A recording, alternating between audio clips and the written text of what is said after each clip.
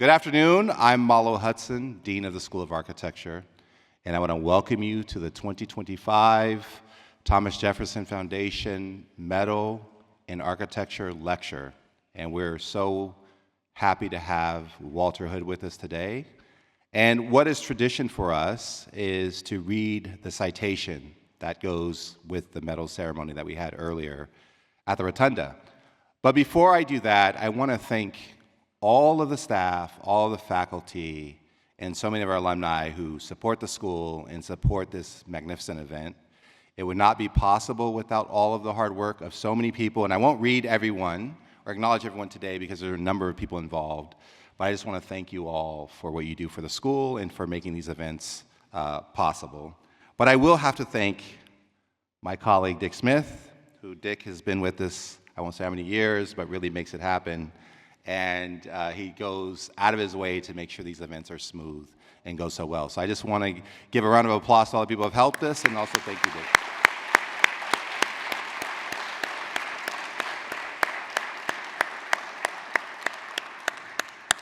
And there are a number of our alumni that I saw earlier, so welcome back to grounds. And then a number of our faculty are here, including our chairs. 3 of them are up front here, and I'm sure Gina Ripple's around somewhere else. So welcome you all. So why don't I just jump into it so we have time to hear from Walter Hood and ask questions and engage, and then we'll have a reception back at Pavilion 9 following today's event. It is my great honor to present the Thomas Jefferson Foundation Medal in Architecture to Walter J. Hood, Creative Director and founder of Hood Design Studio. Mr. Hood is a globally recognized, preeminent multidisciplinary designer, best known for his work in the public realm and urban environments. Leading his studio for over 3 decades, he has visioned and realized a wide range of projects from large-scale landscapes and urban master plans to neighborhood-scale design interventions and site-specific artworks. For each project, Mr. Hood takes an approach that responds to context, using design to uncover the complex layers of ecological, cultural, and meaning within a place. Born into a military family in Charlotte, North Carolina, Mr. Hood spent his early years abroad, shaped in global cultures, an experience that shaped his perception of society and his place in it. Through his education, Mr. Hood was drawn to how the built environment disciplines influence each other. As an undergraduate, or studying landscape architecture at North Carolina A&T State University as an undergraduate, and continuing his graduate studies in architecture and landscape architecture at the University of California at Berkeley, Mr. Hood also received a Master of Fine Arts from the School of the Art Institute of Chicago. These interdisciplinary intersections laid the groundwork for his practice, Hood Design Studio, which he established in Oakland, California in 1992, and which is internationally known for its visionary approach to public projects developed through meaningful engagement with communities. Mr. Hood has described that his passion for landscape and urbanism emerges from its broad, democratic scope that allows for experiences beyond architectural constraints. Most recently, Mr. Hood was commissioned to design the African Ancestors Memorial Garden at the International African American Museum in Charleston, South Carolina. The project, which received a Project of the Year award in 2023 and was named Time Magazine's prestigious list of the world's greatest places in 2024, is cited at the port of arrival of nearly half of all enslaved Africans brought to North America at Gadsden's Wharf. Bringing together a diverse group of artists, academics, historians, activists, architects, and civic leaders, Mr. Hood led a collaborative journey for 7 years that resulted in a landscape strategy that draws from the local landscape of the Carolina Lowcountry and the diverse landscapes of the African diaspora. Through a rich palette of building materials, plantings, motifs, and artifacts, Mr. Hood took cues from the tradition of hush harbors, landscapes where enslaved Africans would gather, often in secret, to freely assemble, share stories, and keep traditions from their homelands alive. The resulting commemorative landscape honors the site's hallowed ground, encourages deep contemplation, and profoundly tells our collective American story. Mr. Hood's recognitions are many. He is a MacArthur Genius Fellow. He received the prestigious Gish Prize and the Scully Prize, and he has been named an innovator in design by the Wall Street Journal. Today, we recognize his significant contributions to our nation's landscapes and urban spaces for how they exemplify a broader democratic project. Throughout his career, Mr. Hood has chosen to focus on the public sphere while also embracing a highly collaborative and inclusive design process. By doing so, his work brings people together in the making of spaces, illuminating our collective histories and creating new ways of thinking about, looking at, and experiencing beauty and meaning in our world. On behalf of the School of Architecture, I am honored to present the 2025 Thomas Jefferson Foundation Medal in Architecture to Walter Hood.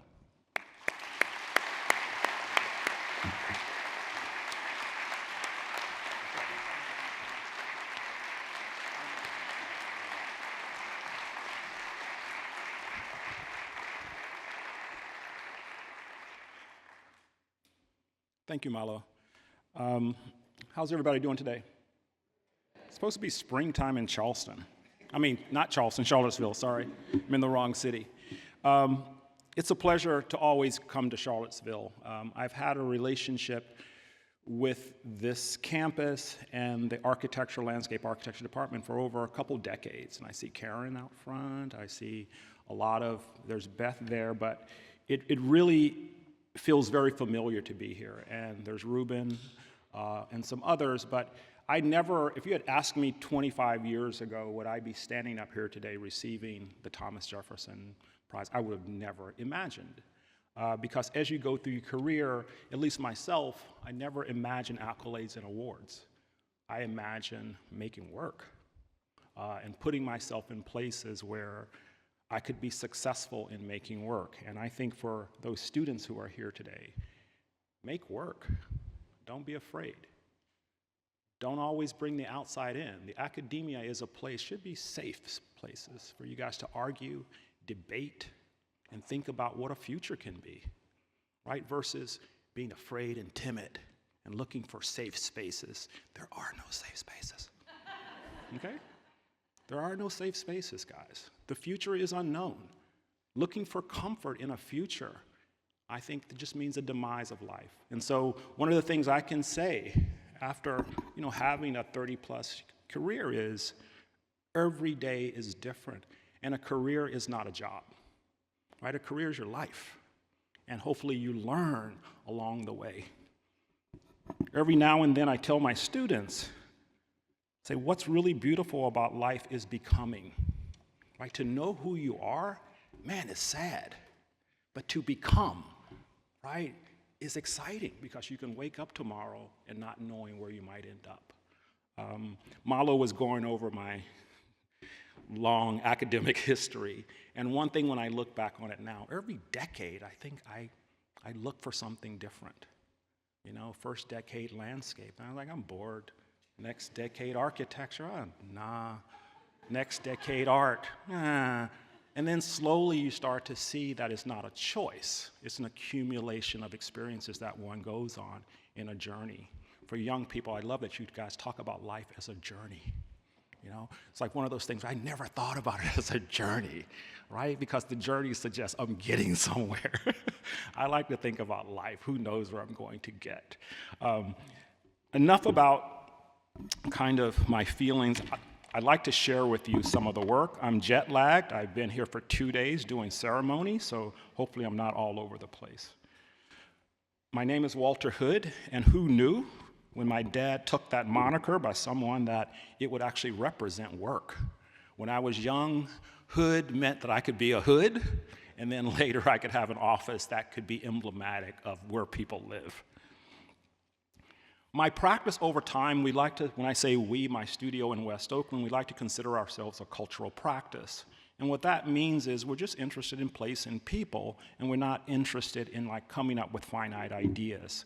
But we have these three pillars, which I, over time, began to accept as a way of working, is the everyday, right? Not forgetting that some people just, every day, they're just in the landscape every day. And can we make that everyday landscape really a powerful place to be? Lifeways came to me one day when someone told me, when the freeway came into my neighborhood, it changed my way of life, right? Everything we do as designers in the built world, you have an impact on people, right? And one thing I like to leave here today is like, don't leave here with Walter cares about people. You should leave here going, I care about people. It should not be a focus. If you're an architect, a planner, a landscape architect, whatever, you're here for us. I don't know if you guys remember doing the Great Pause we had a few years ago. The world did okay without us. It was actually a lot better out there, right? The birds were chirping, the squirrels were running around, and then we came back and they had to go back into hibernation. And then the last thing is commemoration. And this idea of how do we remember, right? And I'm not talking about monuments, I'm just talking about how do we remember? How do we think about the past? I've been in the same place for a few decades. I started teaching at Berkeley in '91 and immediately knew that I had to leave and go to Oakland. I wanted to be around people who looked like me, and I've been there ever since. And people keep asking me, why are you still in Oakland? And I'm there because every day I'm reminded of the work that needs to be done. We're a group of 20 plus people. I never imagined that. For about a decade, I was only 3 to 5. We're from diverse backgrounds. And we like to really think about ideas in the work.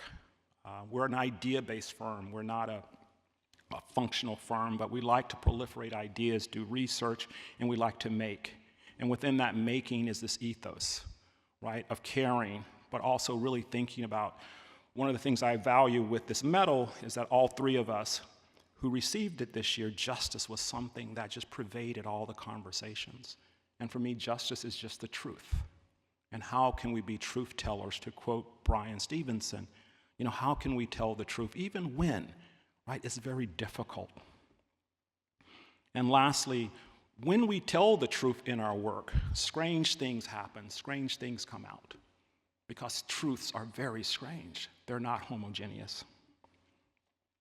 Over 30 years, we built legacy projects, and you've probably seen some of them, but they're very varied.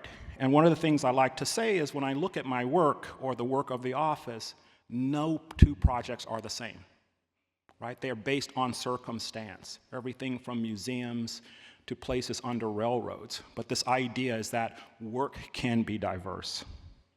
I'm going to talk about a few ideas tonight to share the work. There's going to be some redundancy of projects, but I want to sort of elucidate what we've been thinking about in the studio, this idea of hybridity. And that instead of trying to chase the past and go back to origins, what a lot of ecological historians talk about is if we begin today and think about where we've been, can we just move forward without erasing, but moving forward? And that means we have to bring all of these things forward without erasing. And through this hybridity, we can begin to then think of landscapes in a different way. And here I'm just referencing, I'm working on a book now about this idea of the hybrid, which focuses on difference, right? And the heterogeneous versus the homogeneous. It tries to push against the colonial malaise of sameness, right? When you think about in the US, we fight for sameness. We're on UVA's campus. What I mean by sameness is when you're the core here, everything is brick, right? Everything is white. It's all the same. Can difference even pervade that? You know, I remember Todd and Billy Sin once telling me, we tried to do a modern building on campus, right? And then the story unfolded. But this notion of sameness means power. And when you begin to diverse from that, it says something else. Within the US colonial landscape, though, there's this idea of breaking. And I have a set of images here of maps from very early colonial America. And one of the things to notice is within all of these plans, within the context of them, there's nothing there, right? There's nothing in the background, right? There's no people, There's no other buildings. It's as if these places just appeared and emerged. And it's that breaking that colonialism produces. I love this one of Savannah. It's like there was nothing, just a forest, and we cleared it, and we made a town.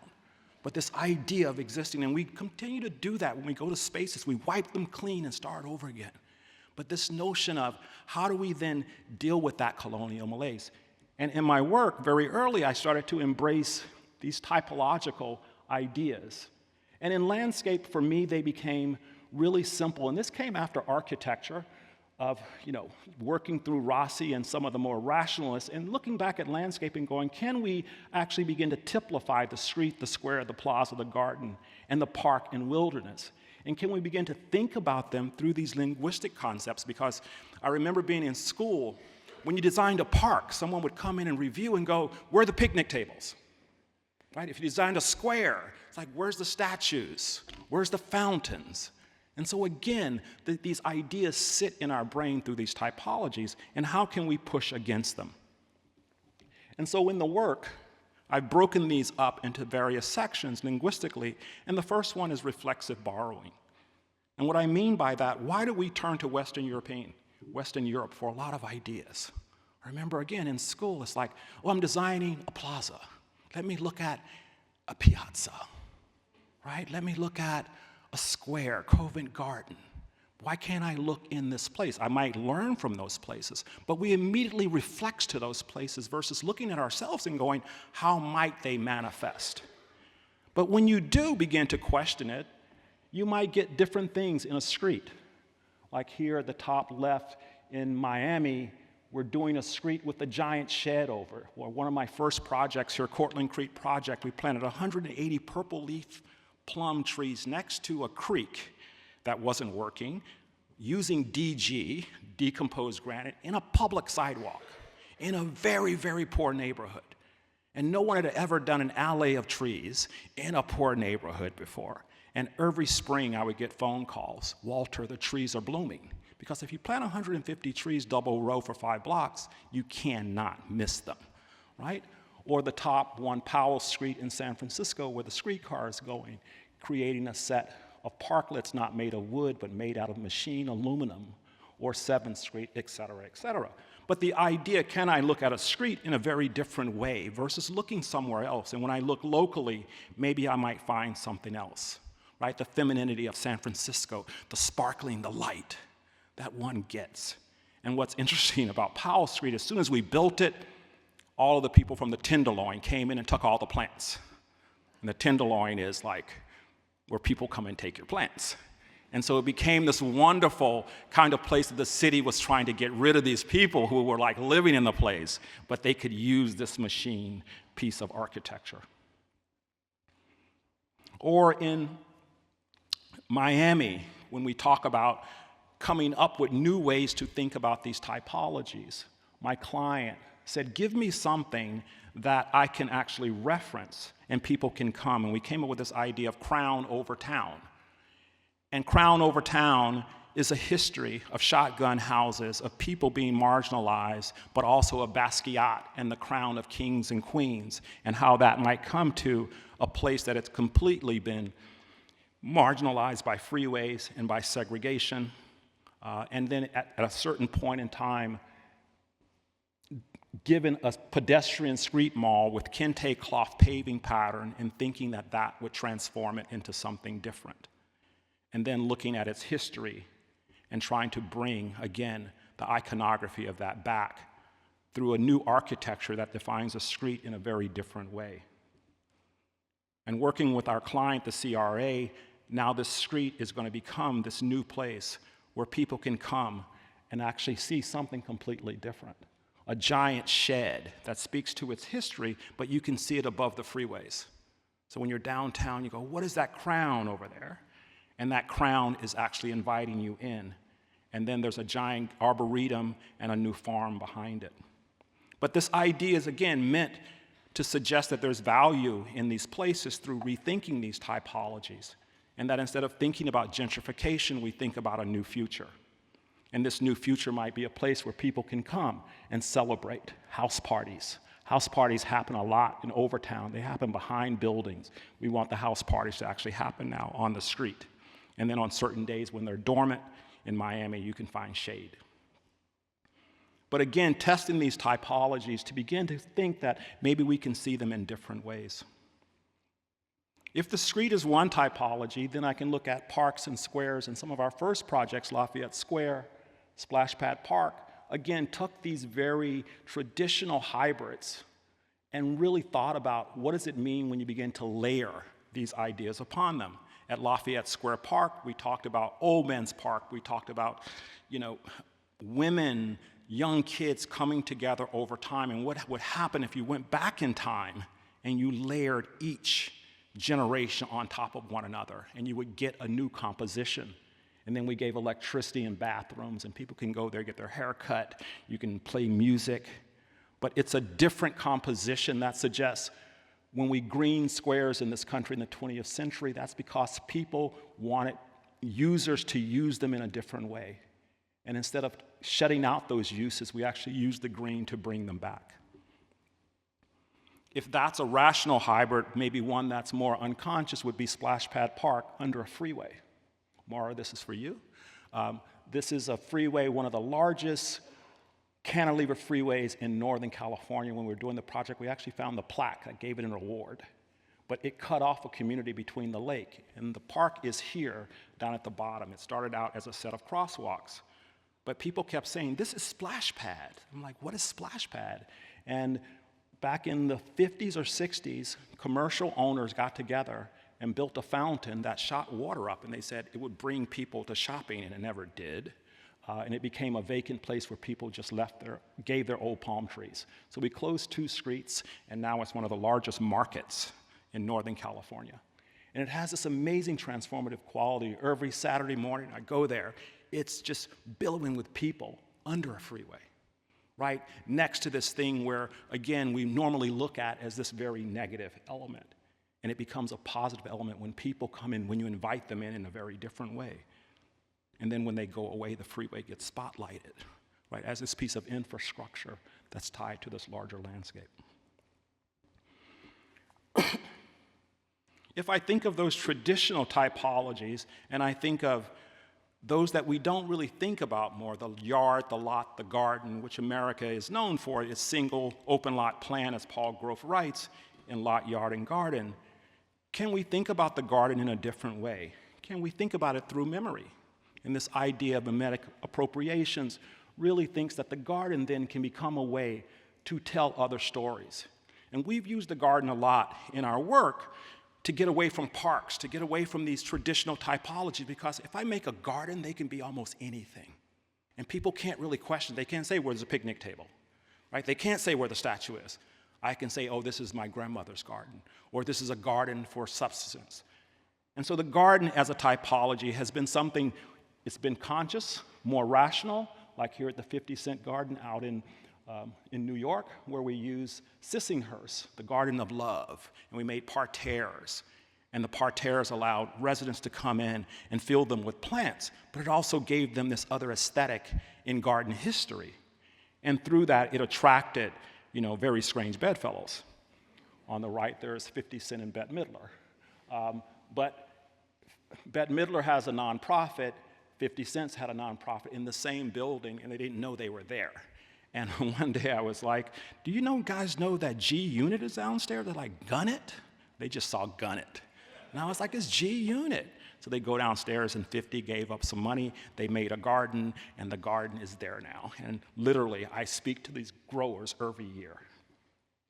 But the garden as a way of telling stories, whether it's at the ancestors' garden, it gives us a way to break, again, from these traditional typologies. And we can actually put ourselves in the work and bring others in. Gardens don't have to just be places where people grow their food. Okay, gardens can be places where people can see another world, where people can dream another world. So I will put it to you, the next time you go into a neighborhood that you don't understand, that might seem marginal, that might seem different, where people look like me, please don't start out with food. Please. because that's probably not the first thing that people are looking for you to come in to tell them how to grow food. Right? Come in and go, how can I create an environment for you? But it's our go-to. I would say this for landscape architects. It's our go-to. Is a garden for food. Stop it. Right? I worked on a farm as a kid. It's hard work, guys. And no one knows where their food comes from. So that rubric doesn't always work, right? Okay. And the last set within these typologies are the park and the wilderness. And I would argue that these are truly American inventions, which give us this ability then to critique them and make them in different ways. And the park can be anything. If we talked about the late 19th, early 20th century, yes, they were these big, big parks. But slowly, for some people, they failed, right? Because people didn't follow the rules. So if you go through Kranz's transformations of parks, you will see we went from these beautiful pleasure gardens to reform parks, to reform people, to get them to act a certain way, change their behavior. Then we went to park and rec. Now by then, immigrants have already been transformed, and you still have, brown and black people in the city, so let's have them recreate. I grew up in a park and rec facility. I never saw a green park till I went to the national parks.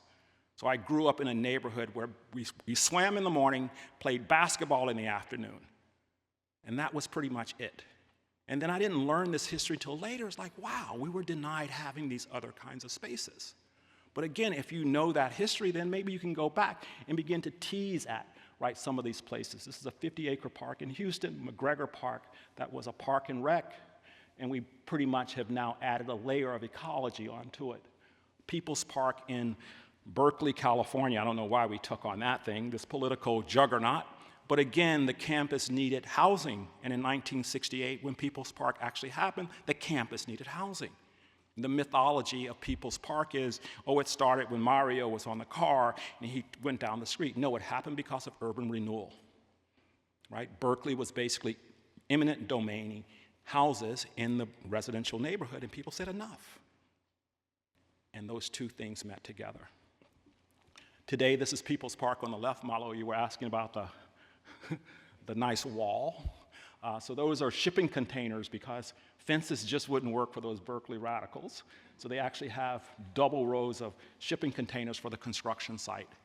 But our park design is very simple. We looked at the campus and we created a space. We pushed the building to the north. We got the architects to push the building to the north side, and we kept 2.5 acres open, and we created a circuit. And the circuit takes you around through the whole park. So if the university chooses to basically close it, you will know it because you cannot complete the circuit. And again, within design, the circuit is this wonderful element. It's this ribbon that takes you through spaces. And hopefully, this place will allow the radicals, the students all to come together, right, in this bucolic space.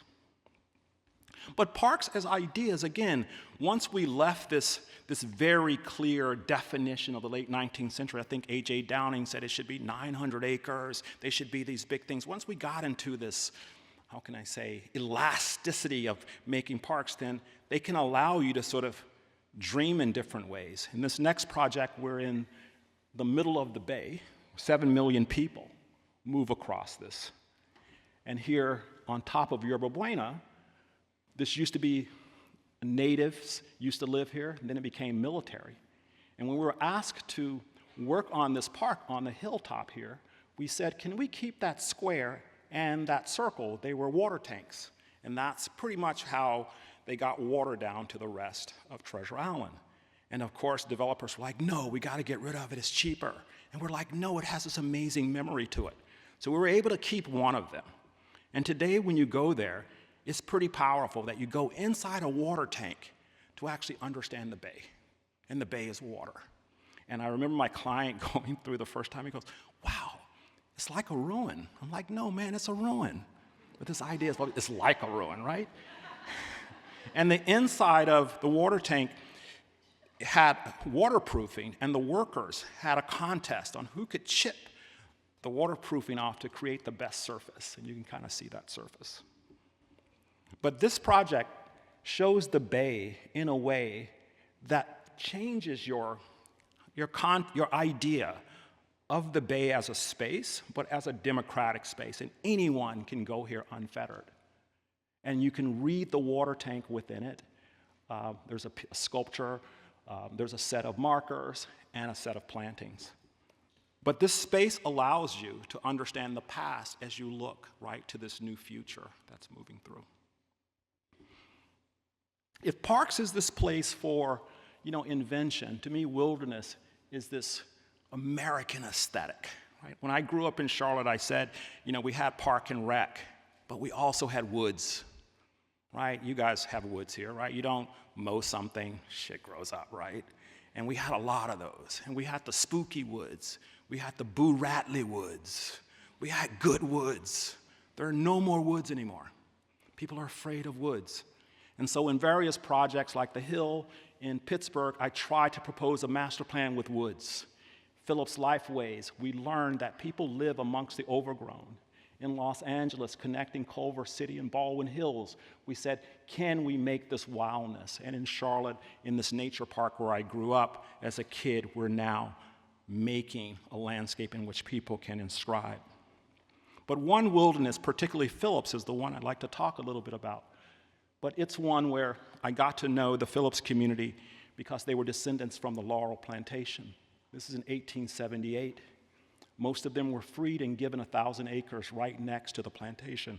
And I got to know this Gullah Geechee community very well. And from this maps, you can see they were called the Phillips Negroes. And they were deeded this land, and all the families ended up staying there for a while. And each family got a ribbon. And they had these long ribbon lots like you would see along the Mississippi and in Detroit. Everybody could get access to Holbeck Creek. You see that little line going through, that's an old Indian trail that goes through. And working with them very early, Richard Habersham was like, Walter, we thought all we had to do was own our own land, and everything would be okay. But this is North Charleston, so everything's not okay. It's one of the fastest growing counties, I think, in the country. And slowly what they've seen is this parasitic thing beginning to eat at the overgrown. And it comes in and it devours everything. And these are these suburbs that come through.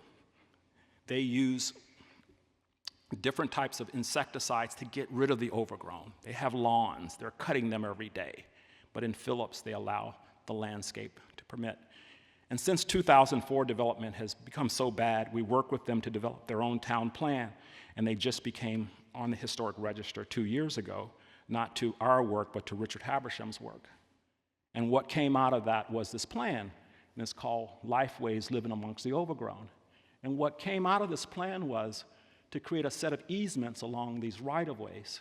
And these easements would let the overgrown basically take the water, take the kids, everything led to the creek. And this idea of the overgrown then became a way of cultivation.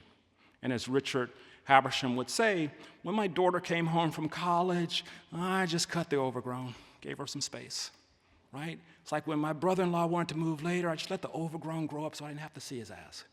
But the overgrown became this agent, this way of letting things go, and you actually get things. And within the overgrown, there's also this cultivation. That's Richard on the right-hand side. And along the way, we met a lot of sweetgrass makers. And so when I was asked to go to the Venice Biennale a few years ago, we chose to return back to Phillips and bring them to Venice. And we chose to look at the overgrown as this process.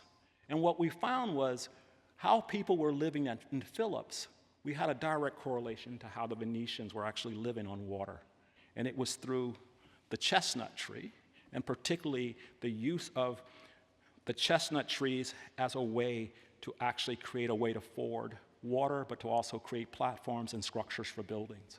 And so we did this theoretical project called Basket Houses. And it was a way to return back to Phillips and suggest that living amongst the overgrown can be this really wonderful way of creating a sustainable landscape where you're actually using the products, right, of that landscape.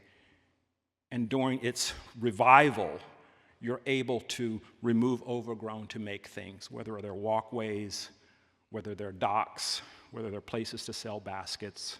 And we were doing all of this in light of a lot of the Gullah Geechee are actually losing their land, and they're losing their land due to development and of improvement of roads and sidewalks. But this idea, again, of looking at these materials as a way that might define ourselves and define the locale is something that we learn from Phillips. The second half of the presentation moves away from these typologies and moves into what I call tripartite dualities, and this is at this larger scale.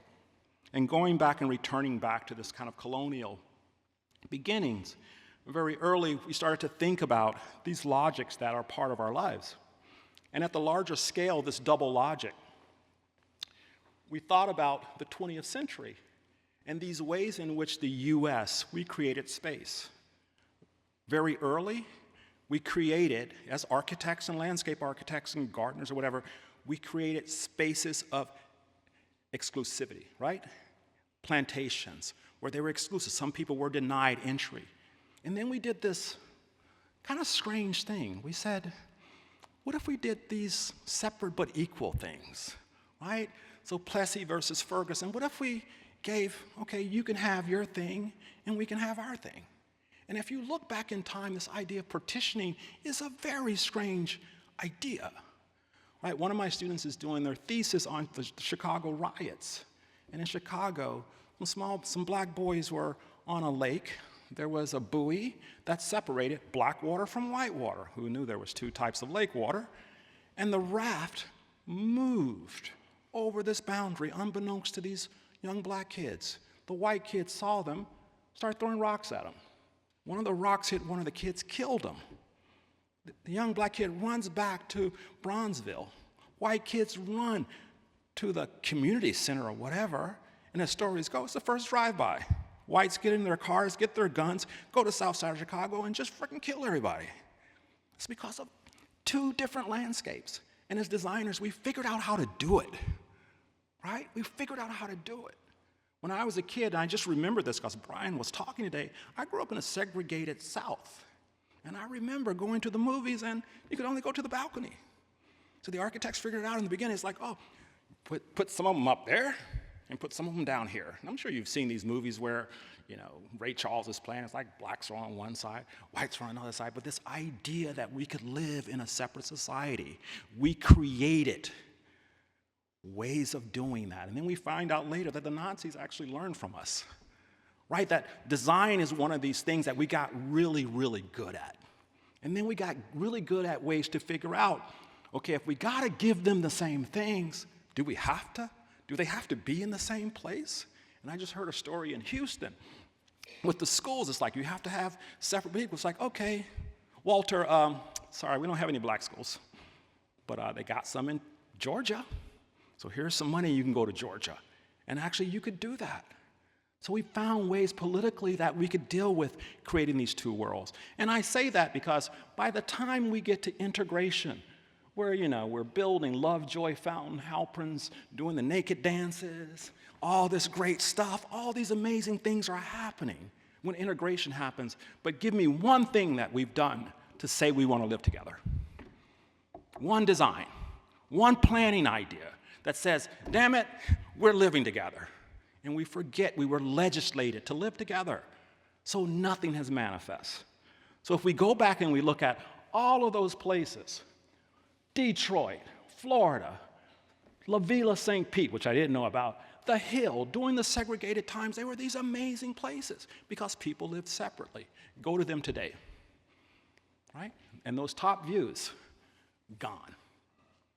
And it's as if everyone who lived in each one of these places left together. And we know they didn't. When my family left downtown Charlotte to move to the suburbs of Charlotte, we left a lot of families behind because they couldn't do it. And what happened to those landscapes? They got disinvested. So how do we solve the problem today? And my students will always ask me, well, Professor Hood, if we go in there, we'll gentrify the place. Look at these places. There's nothing there. So what are you afraid of? So we have to then figure out, what does this integrative place look like today? I don't know. I mean, we're trying, but what does it look like to say we want to live together?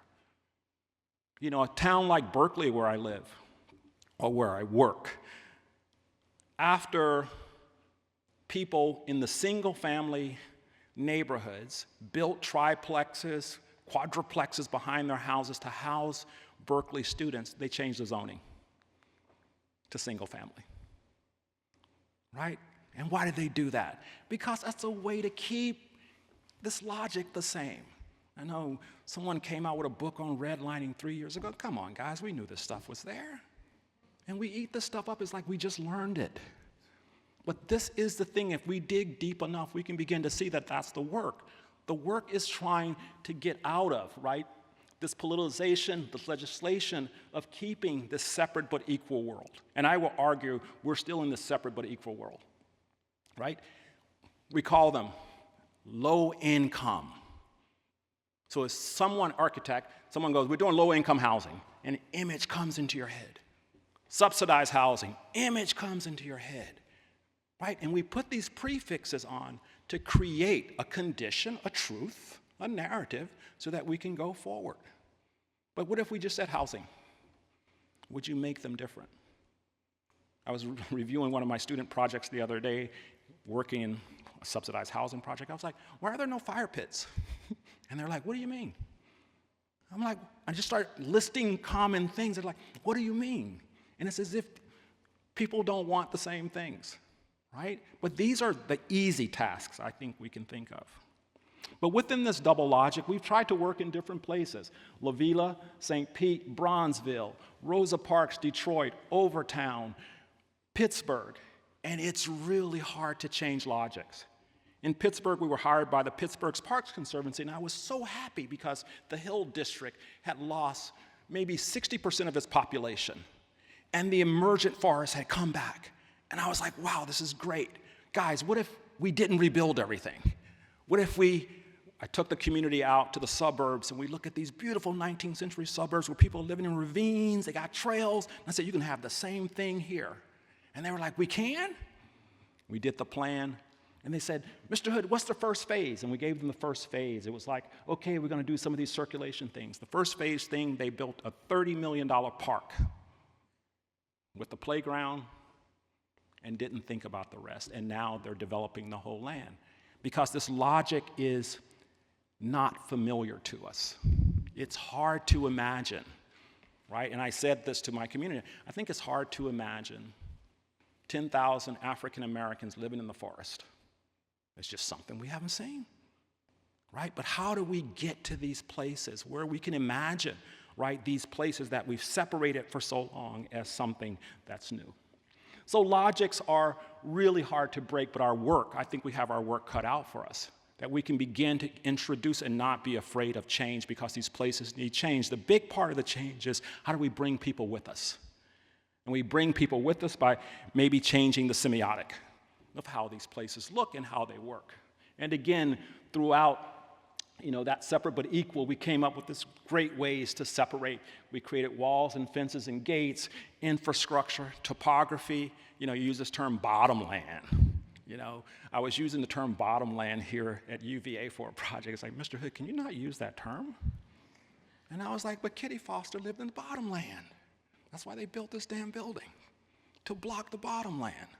But again, speaking that truth to these things, that the reason why certain people are in places is because it's for that separation.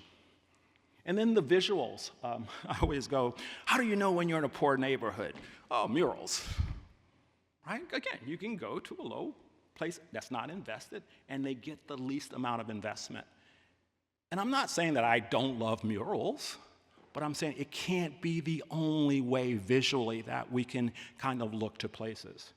And so we began to, again, through that, thinking about other ways in which we might create a semiotic that might be different, right, in places. Placing stone in a neighborhood that doesn't have stone. We stacked some stone towers in a neighborhood, and kids just came out and started climbing them. Then we sprinkled some water on them because there's no stone. The landscape architects who built the park used artificial turf, red lights from China, and no inert material the whole time. And they're next to the ocean. So we found the sandstone and actually used sandstone on a couple of projects. But changing that aesthetic and changing that semiotic And then that allows you maybe to come up with new names for places, like the Solar Strand when we won this competition in Buffalo. We called it a strand because they're linear. They're 1/4 acres each, and the landscape is allowed to go on by itself. But when you change the semiotic, strange things happen. Like these kids, they started making glasses. So kids come there now, and they wear blue glasses, and they walk through this landscape. But this landscape is meant to be, right, another place, that you can't call it a park, you can't call it a garden. And they immediately started calling it the Solar Strand, which again gives it new meaning. And it might take you some way that you've never been before. Or Knocktown Square in Green Valley in Mr. John Robinson. I list all these names because as we're working on this project, I got stuck in this place where I got fixated on the idea of freedmen, freed women. And if you know anything about the freedmen villages during Reconstruction, these are places where free slaves were. These communities were created for them. But if you go to these places, they all have the same plaque, that kind of Park Service plaque, and they explain it. And they don't say anything. And I think in Virginia they even have a freedman's bridge. It's like, a freedman's bridge? Did they take that bridge? No. It's just a piece of art that you go through. And so working with this community, where it's the last, they say they're diasporically, they're the last community left over from the freedmen's village that was actually in Arlington Cemetery. And all they had was a meager display of boards here, and this is where all the black men came and hung out in the middle of the park. And so thinking about Green Valley, we tried to pull in the larger landscape and create the greenest space, and then on top of it plant the flag. And the flag is this gilded 40-foot tower that says freed, F-R-E-E-D. And the neighbors wanted Adinkra symbols and every name that the community had been in this piece. And what's interesting about the piece is the semiotic of the piece. It sits on the highest ground, but when you arrive, you see freed.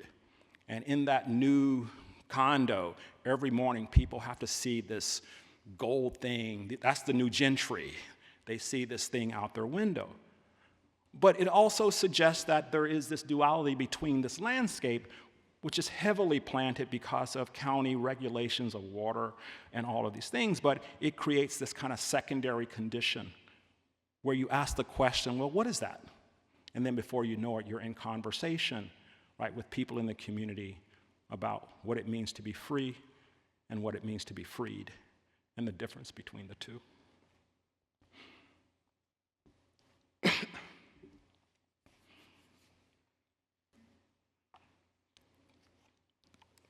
This next project, the semiotic, evolved out of a competition. And this is opening day of a project. You can say, like, what the fuck? Yeah. This is at Princeton. And we won this competition. The competition brief was, say something good and something bad about Woodrow Wilson. I think it was that kind of simple. And it was, there was some issues about the name of the School of Public Policy. And this thing was Woodrow Wilson, he's got this legacy. Say something good, something bad about Woodrow Wilson. It was like a weird brief. And I was like, God, that's interesting. So doing history of the man, found out preacher's son, Southerner.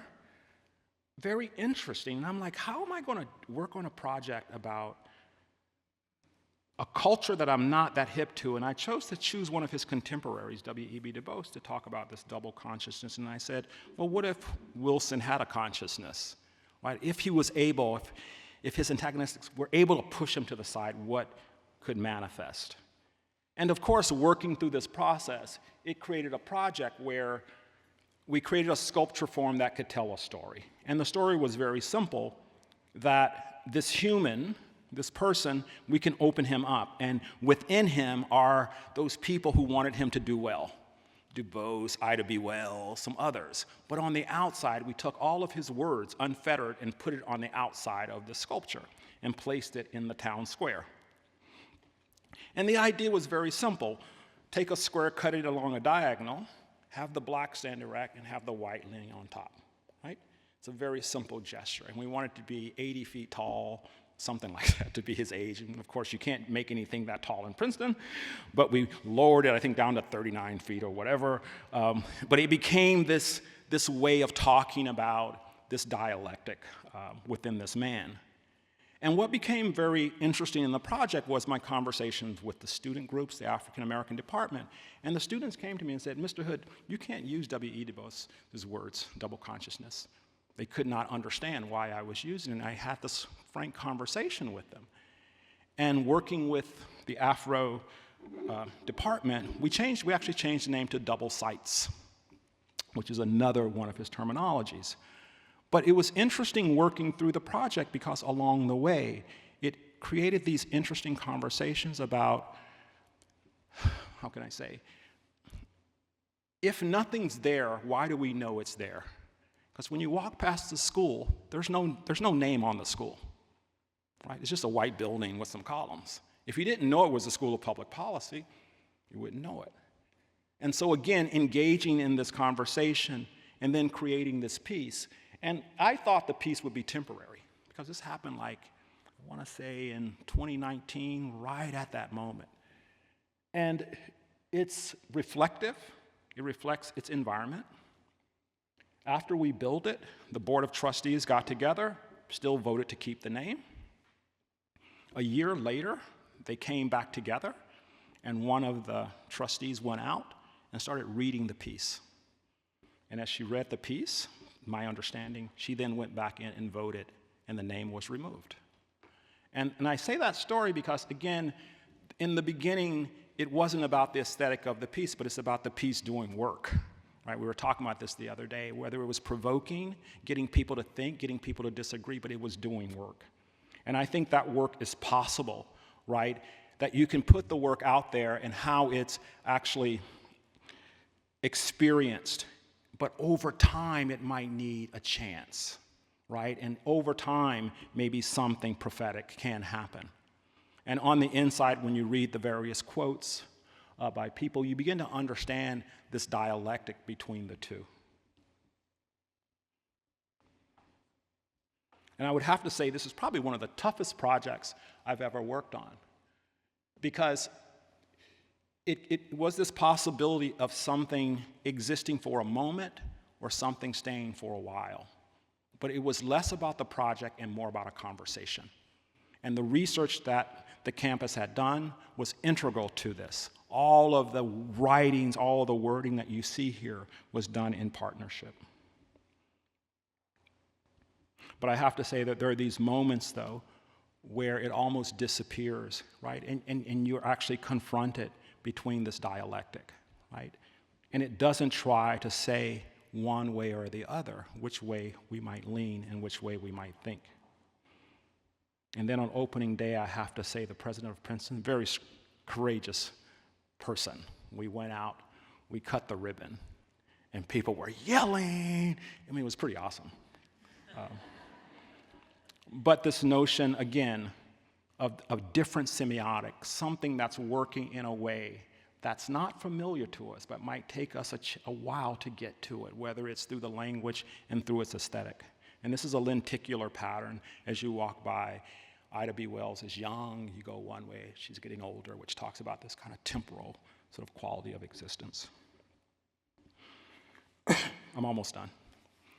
So the last part of the project through these dualities, so we got logics and we got semiotics. The last one is consciousness, and it's something that has stayed with me for a long time, because I remember when I left to go to college, my dad was like, Junior, you know you gotta do things 10 times better than anyone else for them to see you. And I was like, okay. And I went to an HBCU instead. Everybody saw me. But then after the HBCU, I then understood what he was talking about. That every place I went, when I walked into a room, they saw my blackness first. And that's still the same thing today. I go in every room that I work in, I'm still the only person that looks like me. And I get things like, I was in Houston at a fundraiser recently, and a guy came up to me afterwards like, Mr. Hood, I didn't know what to expect, but you're very articulate. I was like, thank you. Did you hear, I am a professor. But you hear things like that, right? And it forces you either to change, which some people do, but it forces you to be present. And I was taken by reading Baldwin very early in his semi-autobiography. He writes about going to Central Park, and he writes about going to his favorite hill, and his favorite hill was Cedar Hill, and he would run up that hill, right? I think on his birthday, his mom and dad gives him like a quarter, and he's going down to 47th, I don't know, someplace downtown. He runs to his favorite hills. He gets to the top of the hill. He goes, "Osiah, I'm king of the world," right? Because he's in this landscape and he's free, right? And it made me go like, wow, that Olmsted man, that dude, right? But for that moment, he's on that hill and he's seeing the city comes up.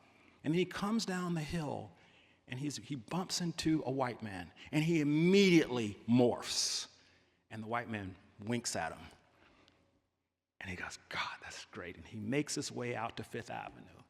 And then he goes back to the Veil. They hate me.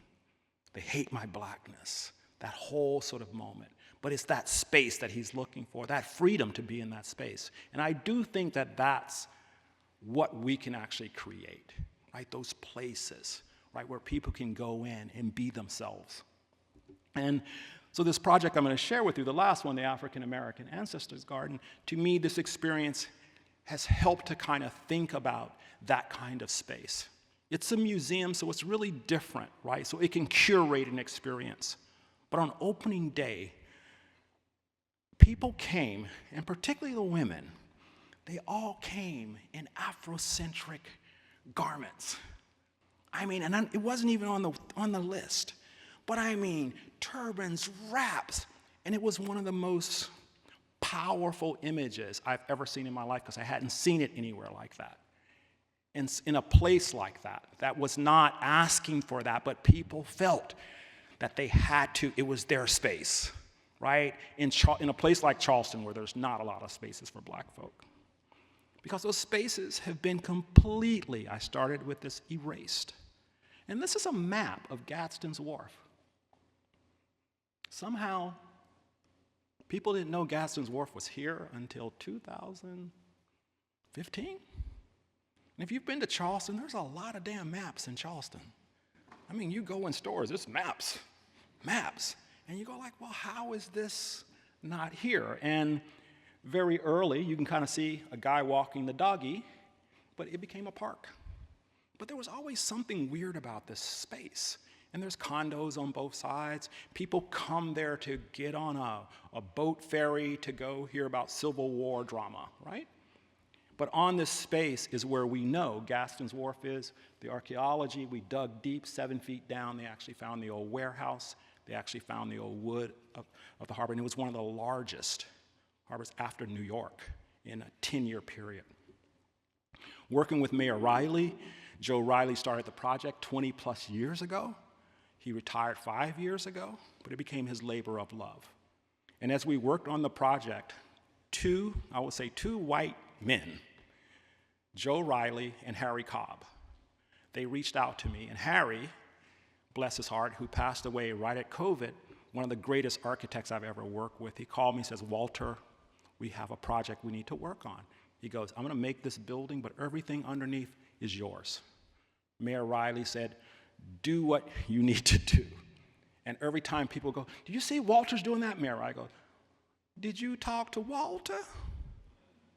That's all he would say. And I was like, wow. But that kind of gravitas helped us, right, develop a process collaboratively where we could tell a story that was based on time of sharing. Mother Emanuel happened, the massacre happened during the same year we were actually making, where Charleston was going through this major transformation. The rebel flag was coming down from the Capitol, but everything was going on. In between that, we were making work. And the work in the end tries to tell a different story. It tries to tell a story of hallowed ground, a place where something's going on below the surface, a place that talks about its ecological history through primary dunes, but a place that also talks about where people lived, died, perished, and how looking back out towards the ocean, a homeland, can still appear. But a place where the low country, flora and fauna, flourishes and is very particular. The Low Country is a very particular place. Some are hot as hell, humid. You're living in the swamps. But without the West Africans, those swamps could not be turned into this billion-dollar landscape that grew Carolina gold rice, right? That has now become a place where North Charleston is one of the fastest growing counties because of the movement of all of that water. And within this landscape, it's not a big landscape, but you move through a lot of varied experiences. And I like to think of the garden in plan like a colonial garden, but it's just interpreted three-dimensionally in a different way. It's a place where rocks speak to you. I was there a couple of weeks ago, and one of the docents was like, the favorite part that kids like, they love to go to the totems and hug them and name them, and then they go upstairs and they draw them, but they kind of speak to them in a very, very powerful way. Charleston was one of the few places where the enslaved had to wear badges. You could lease out your slaves. And so we try to pay this back in a way that's interpretive, but also a place that's respective and gives people places to be. But one of the big moves that I think we were able to make was bringing the water from 7 foot down in the harbor and bringing it back up to that scale where you get that moment, right, where the ocean is washing over the land. And within that, we see our ancestors, maybe those that we lost in the Atlantic, those that we lost here, and those figures are still below, and they're ghostly, and they speak to us. We used tabby. We went out into the Atlantic and scooped up the bottom, the shales, and sprinkled it in the corpses, right? Again, the corpses is making that mnemonic relationship back to the Brooks map, which is really this horrific lithography that talks about the packing of people in a hole, but opening that up and beginning to suggest that maybe there's an experiential quality, right, of kind of imagining, right, what's below the surface. And then as the fountain rises and falls, those bodies go away, and it turns into a wetland. And unbeknownst to us, all of these things happen because of the way it's made. This was not even part of the scripting, but at certain parts of the day when the light hits it, it's as if the marsh makes its way up to the surface and starts stirring. And I really do believe that between that opening, right, of creating that seriality of the 1/8-inch depth, the tabby, the water, it's facing back towards the ocean easterly, that's where the zeitgeist, that moment can happen. And if you're there during the day, it just constantly changes. And it's called the Tide Tribute. I was there a month ago, a young gentleman, must have been maybe in his early 20s. I gave a lecture, a book signing, and he came up to me, he goes, "Are you the architect?" And I was like, "Yeah." He goes, "I want to talk to you," in this kind of angry way. And everybody was trying to be protective. It's like, "Walter, you don't need to talk." I'm like, "No, I want to talk to this guy." So I go out. He goes, "Did you design that fountain?" I was like, "Yeah." "Did you want people to like walk across it? Why didn't you guys put a wall up?" And I was like, "What are you talking about?" And what he was getting at was, when most African Americans come here, they revere it in a certain way, right? Particularly adults. They won't go up to the edge. They'll look from the side. But he was noticing that a lot of whites were going, just tramp right through it, unbeknownst to them. And he was like, "What should I do?" He goes, "I've been telling them what it is." And I'm like, "Continue telling." Right? And then he sent me an email the other day. He was like, "Thank you." He says, "I'm enjoying telling them," which I thought was kind of interesting. But the director, she told me the other thing. She goes, "But kids do the opposite." They're kids, and they just go for it. And so it's this wonderful thing. And she's like, "I don't want to put signage there, and it should be this place." And so there's no interpretive signage that tells you what things mean here, but it's just a place, hopefully, that forces you to take a moment and think about where you are, right? And then make another assessment of how I might socialize in this space. But it's also a space that can speak, I think, to the changing tides of our lives to a certain degree, right? Sometimes when there's no water, it's just this flat surface. And it's wonderful to watch people experience it. But it's also great to see the joy. And I'm going to close with this. The director, we talked a lot in this project that, some of the stuff that I'm talking about is pretty intense. But this is the greatest thing I think about African American life and our experiences, particularly through these dualities that we go through. It's like joy and pain, Frankie Beverly, right? We deal with this dialectic of joy and pain, right? It's like New Orleans, you go one way, you're crying, but you come the other way, you're dancing. But this ability, right, to have this simultaneity of experience, I think is something that maybe is a way that we can get to this integrated society, right, where we can share loss, but we can also share joy together. And maybe we can find those places in which we could come together and maybe think about a different future together. Thank you guys very much.